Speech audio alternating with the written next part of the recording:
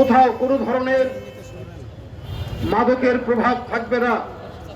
কোনো মাদক সেবী সেই সিন্ডিকেট যেই হোক না কেন, যত বড়ই ক্ষমতাশালী হোক না কেন, আপনি যে আইন প্রয়োগকারী সংস্থা আপনার হাতে, তাদের হাত থেকে তারা নিস্তার পাবে না।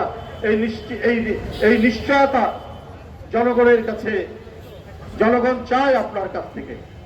রংপুরের যে ঘটনাটি, একটি গভর্নমেন্ট স্কুল, জেলা স্কুলের একজন শিক্ষকের পরিবার মাদক সেবীদের দ্বারা যেভাবে আক্রান্ত হয়ে 4টি প্রাণ চলে গেল, গোটা দেশকে, গোটা জাতিকে কাঁদিয়েছে।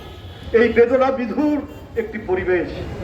আল্লাহর কাছে অশেষ শুকর গুজার করি, আমরা আল্লাহকে ধন্যবাদ জানাই যে সরকার এবং আইন শৃঙ্খলা বাহিনী দ্রুততার সাথে সেই অপরাধীকে ধরতে সক্ষম হয়েছে। না হলে জাতীয় আন্তর্জাতিক ভাবে এই ঘটনাকে কেন্দ্র করে অনেক ধরনের কথাবার্তা শুনতে করছে, কিন্তু এটি সক্ষম হয়েছে।